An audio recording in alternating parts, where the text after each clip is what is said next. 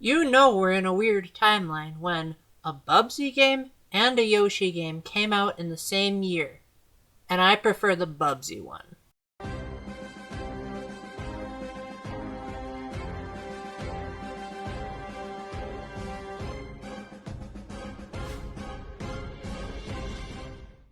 Good afternoon, my friends. This is Paul, and today I'll be reviewing for you Bubsy 4D for the Switch 2. Now, this is the first Bubsy game that I've played, but the main reason I was so excited to try this out is because Bubsy has a bit of a reputation in the gaming community, but for all the wrong reasons. And that's because his games have historically been terrible.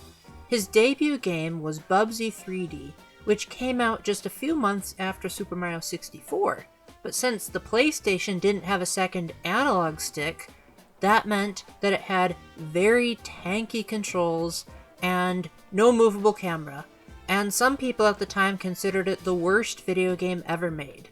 As a result, it took 30 years for them to have another go at a 3D platformer. And goodness knows that time was well spent, because this game is honestly pretty phenomenal. This was made by the developers of Demon Tides, and while I haven't played that game yet, I have heard that that is also one of the best 3D platformers out there. But keep in mind that this type of game is more so an exploration-based 3D platformer, not quite as open as games like Super Mario Odyssey, but in each level there are optional collectibles scattered around, and you'll often have to do a harder challenge in order to get that collectible. Now, these come in the form of yarn balls, which are kind of like the notes in Banjo-Kazooie, where they guide you along the right path to the goal. And then there are blueprints, and then there are silver fleeces, and eventually to beat the level you have the golden fleece, which is basically like the power star at the end of a level in Super Mario 64. The game even makes a cheeky reference to that fact. And you can use these collectibles between levels at the hub world, which is not really much of a world, it's just a very cramped UFO, to buy different outfits for Bubsy, which are what the yarn balls are for, and the blueprints, which give him new abilities, such as being able to hold on to walls instead of sliding down them, new abilities, and even the ability to have a fourth hit point. But if those aren't enough for you, the game still has plenty of accessibility options, such as having an indicator that shows where Bubsy is going to land if you're having trouble navigating around 3D space, invincibility if you're tired of resetting after falling off those pits too many times, of which there are a lot of in this game, and just in case you're nostalgia for the old times, you can even turn on the classic tank controls, although nearly every time you pause the game, Bubsy will break the fourth wall and say, "Please don't turn on tank controls, even nostalgia can't save those." Speaking of which, the game is very self-aware of Bubsy's very failed past, and constantly makes jabs at how much of a B-list actor that he is, how he's so unreliable. And there's even the ability, as you can see in this footage, to dress up Bubsy in his classic Bubsy 3D attire. And as someone who really loves self-awareness humor, this type of writing was absolutely phenomenal. It almost makes you want to like the game better, because honestly, from what I've heard, this is the first good Bubsy game ever. The controls feel tight and responsive, and it's great to chain Bubsy's various moves together to really jump across far out platforms, as you often have to put all of Bubsy's moves to the test, even in the earliest levels, to make him jump across platforms that are very, very, very far apart. Some of Bubsy's moves involve kicking his legs to do a double jump, spreading out in a T-pose to glide, and pouncing like the cat suit in Super Mario 3D World.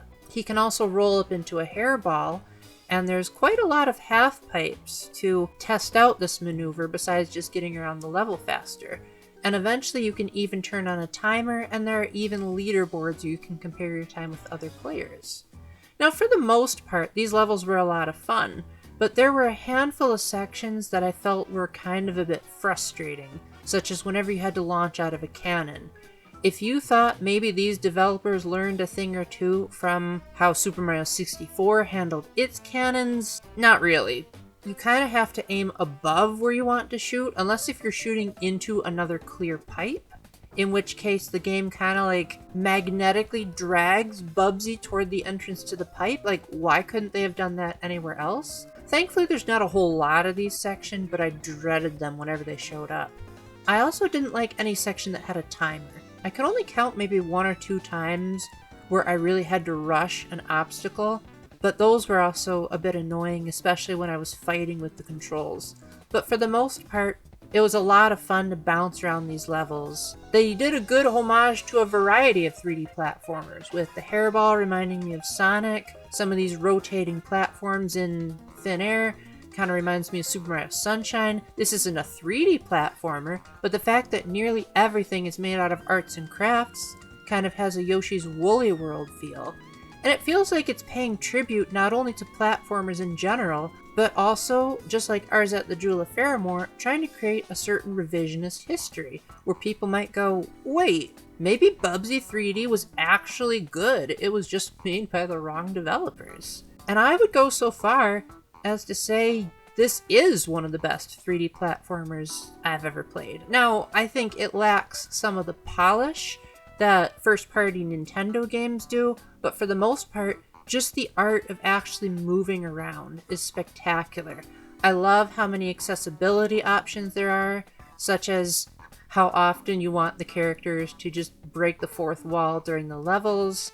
I love the self-awareness, and even the voice acting is pretty good. It can feel cheesy at times, but I think that's the point, is they're deliberately saying the lines weirdly to try to emphasize that, hey, Bubsy hasn't had a great track record with voice acting, with people really panning the cast in the original game. But I do feel like Sean Chiplock does a phenomenal job of making Bubsy seem scatterbrained and barely holding on, as a lot of times when he would make a double jump, he'd sound desperate to scramble into position, and it perfectly mirrored what I was thinking in my head, like, oh boy, I better make this jump. Because again, you have to be super precise with a lot of these jumps. But it makes it all the more satisfying to combine the voice acting with the platforming to make it feel more like, wow, I actually got through this test of endurance. Now this game costs $20, but it's not a Switch 2 edition, as you can play it on Switch 1, but as far as I know there's no crossover, but also as far as I know they're the same price. However, I don't think I can justify $20 for one simple reason, and that's that this game is really short. There are only 3 worlds, that's right, 3 worlds, with only 4 proper levels in each, which means there's about 12 actual levels, and then 3 boss battles. Just when I thought the game was at the halfway point, it was over before I knew it. And there's really not too much story here. Most of it is just poking fun of Bubsy, the story, which is amusing, but it doesn't have a whole lot of longevity. Where the replay value comes in is trying to find all the collectibles and beat your best times. But if people were hoping for a grand smorgasbord of amazing 3D platformer levels, you're going to be disappointed. So I would say probably renting this would be a good idea, unless you really want to commit to the time trials, or if you think 12 levels is perfectly reasonable for a $20 game. To be fair, Nintendo would have probably charged $60 for a game like this. So I would say, if you're on the fence about some of Nintendo's platformers or Sega's platformers, which go for a lot more expensive, this is a pretty good deal. And it's also on Switch 1, just in case you just can't afford to jump to the new system to play such a good platformer. That's a Bubsy game at that. Now, I rented this from Gamefly, and I feel perfectly content sending it back after I make this review, as I felt like the short length was worth the rental. And I think all of you would benefit from that too. But considering that this is a third-party game, if $20 is just too steep for 12 levels, I'm sure it'll go on sale plenty. And I would say probably like $10 to $15 on a sale if you don't want to rent it would be more what I would go for. So with that, thank you very much for watching, my friends. If you have any questions, feel free to let me know. And until the next time, remember to keep the faith, stay epic, and God bless. Bye!